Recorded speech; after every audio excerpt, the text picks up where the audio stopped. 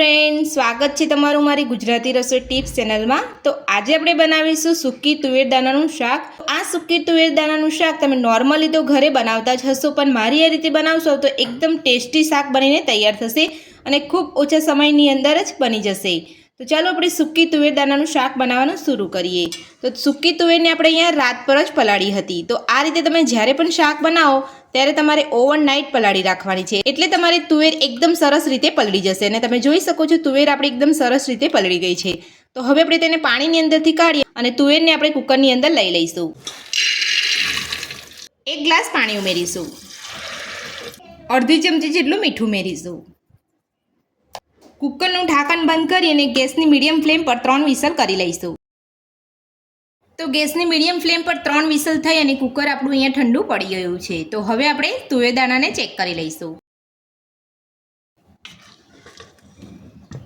તો હું તમને એક દાણો અહીંયા ચેક કરીને બતાવી દઉં છું। તો તમે જોઈ શકો છો અહીંયા સરસ આપણે તુવેર દાણા બફાઈ ગયા છે। તો આ જ રીતે તમારે અહીંયા ગેસની મીડિયમ ફ્લેમ પર તુવેર દાણાને બાફી લેવાના છે। જો તમારા 3 વિસલની અંદર તુવેર દાણા ના બફાય તો ફરી તમારે ગેસ ઉપર મૂકી અને ગેસની મીડિયમ ફ્લેમ પર 1-2 વિસલ કરી લેવાની છે। તો તુવેર દાણા આપણે અહીંયા સરસ બફાઈ ગયા છે। તો હવે આપણે શાકનો વઘાર તૈયાર કરીશું।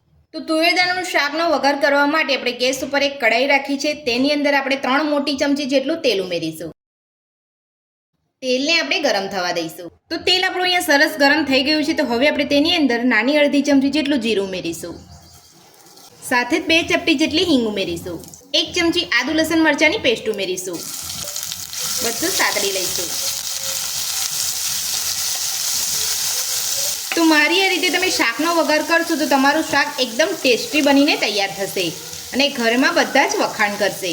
તો બધું સરસ અહીંયા સતળાઈ ગયું છે। તો હવે આપણે તેની અંદર 1 ચમચી ધાણા જીરું પાવડર ઉમેરીશું, નાની અડધી ચમચી જેટલો ગરમ મસાલો ઉમેરીશું, અડધી ચમચી હળદર પાવડર ઉમેરીશું, 1 ચમચી તીખું મરચું ઉમેરીશું, અડધી ચમચી કાશ્મીરી લાલ મરચું ઉમેરીશું। તો મરચાંનું પ્રમાણ તમે તમારા ટેસ્ટ પ્રમાણે વધુ ઓછું કરી શકો છો। બધું સરસ મિક્સ કરી લઈશું। તો હવે આપણે મસાલા બળે ના એટલા માટે આપણે અહીંયા 2 થી 3 ચમચી જેટલું પાણી ઉમેરીશું, બધું સરસ મિક્સ કરી લઈશું। મસાલાને એકદમ સરસ રીતે આપણે અહીંયા સાતળી લઈશું। તો તમે જોઈ શકો છો આપણો ગ્રેવી જેવો એકદમ સરસ મસાલો અહીંયા સતળાઈ રહ્યો છે। તો તમે જોઈ શકો છો બધું જ પાણી બળી ગયું છે અને તેલ અહીંયા ઉપર આવી ગયું છે। તો આ રીતે તમે મસાલા સાતળશો તો તમારું શાક એકદમ ટેસ્ટી બનશે। તો હવે આપણે તેની અંદર ઝીણી સમારેલી 2 મીડિયમ સાઇઝની ડુંગળી ઉમેરીશું। તો ડુંગળી ઉમેર્યા પછી બધું સરસ મસાલા સાથે મિક્સ કરી લઈશું। 2 થી 3 મિનિટ માટે ડુંગળીને ફૂલ ગેસ ઉપર સાતળી લઈશું। તો આ રીતે ડુંગળીને સાતળતી વખતે તમારે અહીંયા ડુંગળીને હલાવતા રહેવાનું છે, નહીં તો ડુંગળી તમારે અહીંયા બળી જશે। તો ડુંગળીમાંથી તેલ છૂટું પડે ત્યાં સુધી આપણે ડુંગળીને અહીંયા સાતળવાની છે। તો તમે જોઈ શકો છો અહીંયા તેલ ધીરે ધીરે છૂટું પડવા આવી રહ્યું છે। તો આ રીતે તમે ડુંગળી સાતળશો તો તમારી ડુંગળી એકદમ સરસ ફટાફટ અહીંયા સતળાઈ જશે। તો તમે જોઈ શકો છો ડુંગળી આપણી સરસ અહીંયા સતળાઈ ગઈ છે અને તેલ પણ સરસ છૂટું પડી ગયું છે। તો આ રીતે તમારે તેલ છૂટું પડે ત્યાં સુધી તમારે ડુંગળીને સાતળવાની છે। તો હવે આપણે તેની અંદર ઝીણા સમારેલા ટામેટાં ઉમેરીશું, ઉપરથી થોડું મીઠું ઉમેરીશું। તો અહીંયા તમે મીઠું ઉમેરો ત્યારે તમારે ધ્યાન રાખવાનું છે, કારણ કે આપણે અહીંયા તુવેર બાફતી વખતે પણ અહીંયા મીઠું ઉમેર્યું હતું। તો હવે આપણે બધું જ મિક્સ કરી અને ટામેટાં એકદમ સોફ્ટ થાય ત્યાં સુધી આપણે સાતળીશું। તો જ્યારે પણ તમે આ રીતે ટામેટાં ઉમેરો ત્યારે તમારે ગેસની ફ્લેમ મીડિયમ રાખવાની છે। તો તમે જોઈ શકો છો આપણા ટામેટાં અહીંયા એકદમ સોફ્ટ થઈ અને સતળાઈ ગયા છે। તો હવે આપણે તેની અંદર 1 ચમચી ઘરની ફ્રેશ મલાઈ ઉમેરીશું। જો તમારી પાસે આ રીતની મલાઈ ના હોય તો તમે અહીંયા મોરું દહીં પણ લઈ શકો છો। તો હવે આપણે બધું સરસ મિક્સ કરી લઈશું। તો મલાઈ ઉમેરીને બધું જ આપણે અહીંયા સરસ મિક્સ કરી લીધું છે। તો હવે આપણે ગ્રેવીને 2 મિનિટ માટે થવા દઈશું। તો 2 મિનિટ જેટલો સમય થઈ ગયો છે અને આપણી ગ્રેવી એકદમ સરસ બનીને તૈયાર છે। તો હવે આપણે તેની અંદર બાફેલી તુવેર ઉમેરીશું। તો બાફેલી તુવેરને આપણે અહીંયા પાણી સહિત જ ઉમેરી રહ્યા છે। જો તમે અહીંયા શાક કોરું બનાવતા હોય તો તમારે અહીંયા તુવેરની અંદરથી પાણી કાઢી લેવાનું છે। તો હવે આપણે બધું સરસ મિક્સ કરી લઈશું।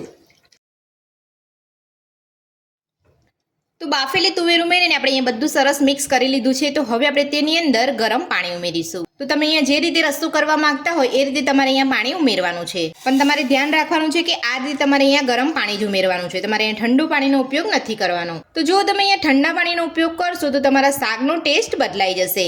એટલે તમારે અહીંયા ગરમ પાણીનો જ ઉપયોગ કરવાનો છે. તો ગરમ પાણી ઉમેરીને આપણે અહીંયા બધું સરસ મિક્સ કરી લીધું છે. તો હવે આપણે તેની અંદર 2 ચમચી જેટલો ગોળ ઉમેરીશું. સાથે ઝીણી સમારેલી કેરી ઉમેરીશું. તો જો તમારી પાસે કેરી ના હોય તો તમે આંબલીનો પલ્પ પણ લઈ શકો છો. તો હવે આપણે ઝીણી સમારેલી કેરી ઉમેરી લઈશું. કેરીને ગોળ ઉમેર્યા પછી બધું સરસ આપણે મિક્સ કરી લઈશું અને ઢાંકણ ઢાંકીને 5 મિનિટ માટે થવા દઈશું.